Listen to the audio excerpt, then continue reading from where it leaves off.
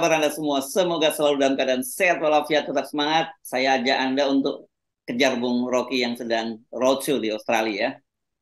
Kalau ini udah pindah kota nih ya, Bung Rocky ya. Ya, ini di markas besar Saudara Denny Indrayana. Saya Oke. di jamu di situ. Nanti sore ada diskusi ya soal Indonesia juga. Jadi di Melbourne ini ya berarti ya. Di Melbourne, ya betul. Jadi kalau Anda jalan darat dari Sydney ke Melbourne ya. Enggak terlalu lama. Oh, Ya, terlalu lama. naik pesawat, naik pesawat. Dan Oh, darat ya bisa 10-11 jam juga. oke.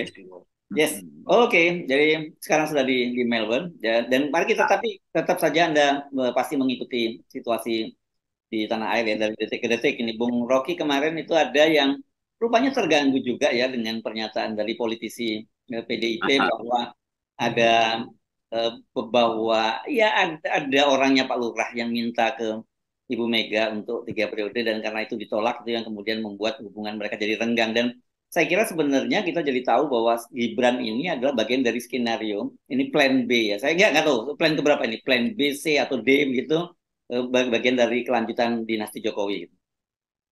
Ini bukan plan B, ini kalau tiket terusan. Oh, tiket terusan gitu ya. Pokoknya 3 periode berpanjang, akhirnya tiket terusan. Hmm, Dan memang mulai terjadi buka-bukaan hmm, sebetulnya karena kan sejarah lagi ditulis untuk menerangkan siapa sebetulnya yang memulai upaya untuk mengkhianati konstitusi itu. Jadi pasti akan ditulis. Banyak researcher dari luar negeri juga ingin menjadikan itu sebagai tesis disertasi itu. Jadi semua pada panik sebetulnya. Kalau ketahuan siapa yang mulai, itu artinya ada satu orang yang mengendalikan yang lain untuk memulai proses cawe-cawe demokrasi, cawe-cawe konstitusi. Kan itu yang sebetulnya menjadi semacam sinyal bahwa dari awal ada desain untuk menjadi otoriter. Dan itu mungkin bisa kita sebut sebagai awal dari perilaku ugal-ugalan atau perilaku tercelah dari Presiden Jokowi. Kita mesti buat hipotesis setinggi itu tuh. Supaya jangan sekedar bahlil ngaku dia di urusan apa bahlil 3 periode. Memang dia apa mampunya dia berpikir sampai ke situ. Kan orang yang memikirkan 3 periode untuk perpanjang masa kekuasaan, mestinya orang yang lagi in charge. Mesti orang yang lagi punya kekuasaan tuh. Nggak mungkin tiba-tiba kroco-kroco itu kasih ide 3 periode. Kan nggak begitu tuh cara melihatnya. Jadi kelihatannya isu ini memang dari awal diniatkan oleh Jokowi itu. Dan kita bisa tarik ujungnya. Akhirnya seluruh proyek itu berujung pada pemastian kalaupun tidak 3 periode dinasti harus berlanjut. Jadi sustainability dari Jokowi itu bukan soal jalan tol aja, tapi jalan kekuasaan itu. ya ya. Iya betul ini memang Bahlil ini baru saja dia bilang bahwa kalau ada yang harus disalahkan soal 3 periode itu saya kata dia bukan Pak Jokowi karena yang pertama kali menyatakan soal 3 periode itu adalah saya. Saya kemudian coba apa ya terakhir digitalnya apakah betul pernyataan ini kita maksudnya kita adu dulu lah kita adu dengan fakta-fakta dulu saja.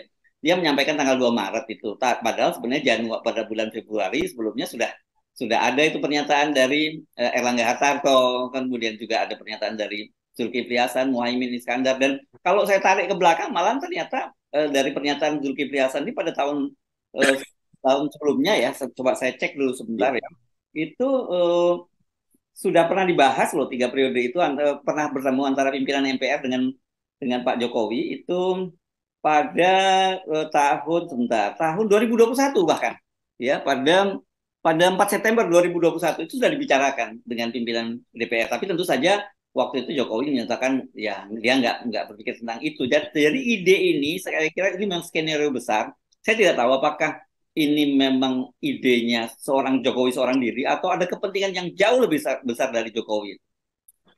Tentu Jokowi yang pertama kali punya kepentingan untuk 3 periode pasti yang sudah 2 periode kan Hmm. logikanya begitu kan. Ya, ya, ya. Artinya orang yang ketagihan dia belum puas maka dia tambah satu seloki, dia tambah minum yang masih bisa memuaskan dia.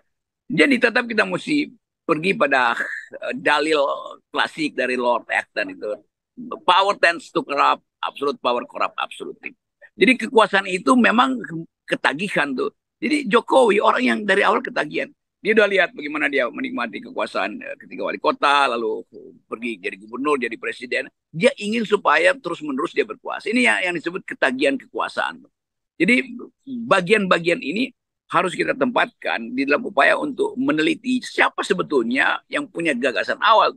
Kalau kita tanya gagasan dari MPR, apa pentingnya MPR? Kan MPR juga di dalamnya ada banyak partai yang berupaya untuk jadi suksesor dari Pak Jokowi kan. Demikian juga kabinet ngapain punya ide itu kan. Kan semua orang merasa bahwa hanya karena Jokowi belum puas dengan masa jabatannya, maka dia berusaha cawe-cawe. Dan itu berlanjut sampai soal Gibran.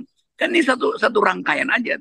Kalau Jokowi dari awal cuma dia sendiri, dia ya udah dia stop aja kalau nggak berhasil. Tapi kan dia terusin sampai Gibran kan.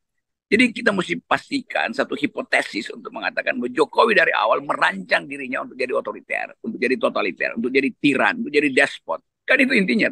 Walaupun penampilan Jokowi itu ya kerakyatan, tapi mental dia itu, karakter otoritarian itu ada di dia tuh.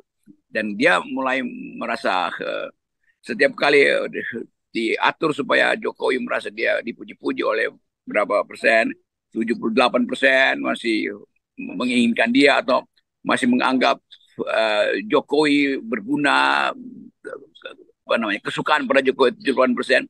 Tapi kita lihat fasilitasnya kan nggak tersedia ya untuk menganggap Jokowi itu masih berguna. Saya pula benar sekali itu.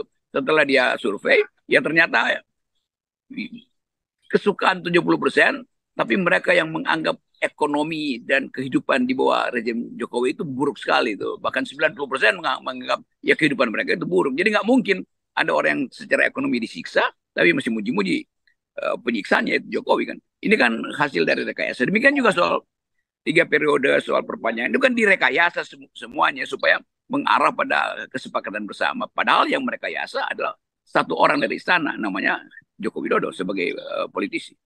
Ya, ya. Ini saya kira kalau apa yang Anda jelaskan itu membenarkan pepatah lama yang menyebutkan bahwa don't judge a book by its cover gitu ya. Jadi jangan nilai sebuah buku itu hanya dari covernya gitu. Dari Pak Jokowi yang seperti itu, bisa saja dia menjadi seorang tiran. Dan ini juga menjelaskan pada kita bahwa diktator itu tidak selalu muncul dari kalangan militer. Itu bisa juga dari kalangan sipil. Buktinya Pak SBY sebelumnya yang jenderal malah dengan jelas dia mengawal transisi demokrasi, tapi Pak Jokowi yang sipil malah justru ternyata mengarah kepada diktatorial. Nah, jadi kan ini saya kira apakah ini juga problem memang negara demokrasi yang masih muda seperti kita ini? Yaitu karakter otoritarian ada pada setiap penguasa, karakter otoritarian. Tinggal kita melihat apakah lingkungannya itu bisa mengendalikan apa tidak. Bahkan follower-follower Jokowi dari buzzers, apa namanya ini, relawan segala macam, untuk budayawan-budayawan, kan itu juga punya mental otoritarian. Karena pada waktu Jokowi berkuasa, ini kalangan ini menghujat para oposisi kan, menyebarkan berita macam-macam, menghina lawan politik. Jadi Jokowi diasuh oleh kalangan yang betul-betul juga berwatak otoritarian tuh. Itu geng-gengnya siapa itu, geng Gunawan Muhammad, geng siapa lagi nih, Coro TV segala macam. Kan itu mentalnya otoritarian semua tuh kan. Karena berkuasa menguasai peralatan lalu mulai mempersekusi dengan cara menyudutkan lawan debat, menyudutkan lawan politiknya. Kan ini buruk bener. Walaupun belakangan mereka sadar lalu mulai berubah, tetapi itu setelah proyek otoritarian mereka itu gagal. Kan semua mereka tuh mengeluhkan kok.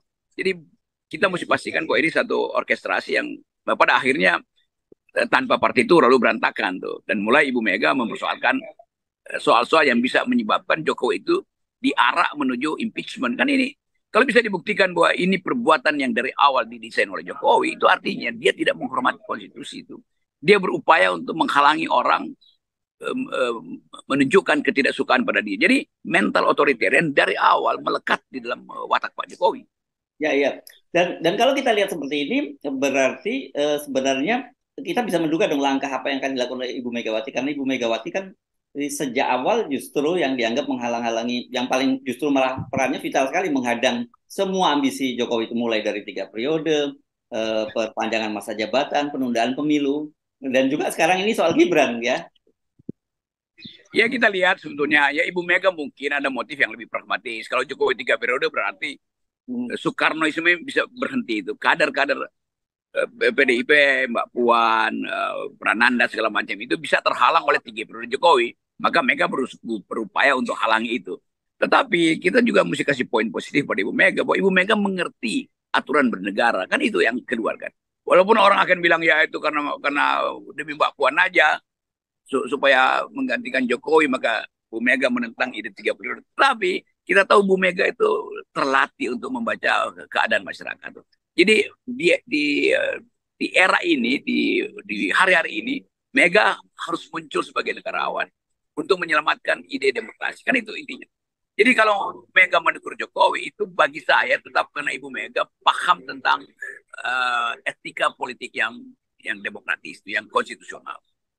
Ya, oke. Tetapi gini ya, Bung Rocky, kita nggak boleh memandang enteng ya, karena Jokowi, karena bagaimanapun juga sekarang dia, meskipun Anda sering menyatakan sebagai lemdak segalanya, tapi tetap saja dia adalah seorang presiden, gitu ya, yang dia masih bisa punya semua instruktur kekuasaan itu, yang bisa dia kerahkan itu, dan tanda-tandanya itu sangat terlihat bahwa memang Jokowi ini akan all out memenangkan Prabowo dan Gibran dengan segala macam cara. Katakanlah ya termasuk juga kecurangan begitu.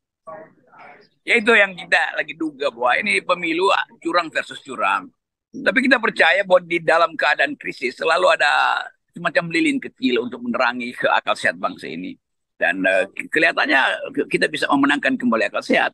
Karena orang semacam Pak SBY tentu tahu bagaimana rumitnya nanti kalau terjadi krisis konstitusi akibat banyak yang protes, Gibran dijadikan wapres tanpa melalui prosedur yang masuk akal. Karena itu Pak Jimli mulai diminta untuk betul-betul mengarahkan pemeriksaan itu pada hal-hal yang terbuka, bukan lagi sekedar untuk menegur secara administratif Ketua Mahkamah Konstitusi. Demikian juga Pak Prabowo saya kira menganggap bahwa ya memang ada hal yang akhirnya harus dipulihkan supaya nggak jadi cacat di dalam kepemimpinan beliau nanti. Kalau beliau menang sebagai presiden, toh orang akan ungkit lagi itu bahwa Anda menang karena ada Gibran di situ. Dan Gibran bukan memenangkan Anda, tapi dipaksa oleh bapaknya untuk menggunakan seluruh peralatan pemilu.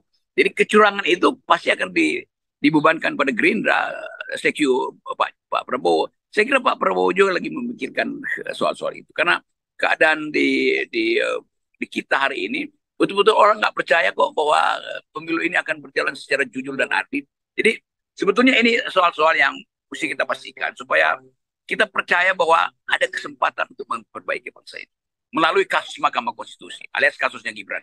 Yes, oke, mari. Oke, nanti kita akan elaborasi ya soal ini ya, potensi bagaimana menghalangi ambisi Ya. Jokowi dalam percakapan berikutnya. Oke, terima kasih, Bu Rocky. Tetap 0%. Oke, salam akal sehat dan salam 0%. Oke.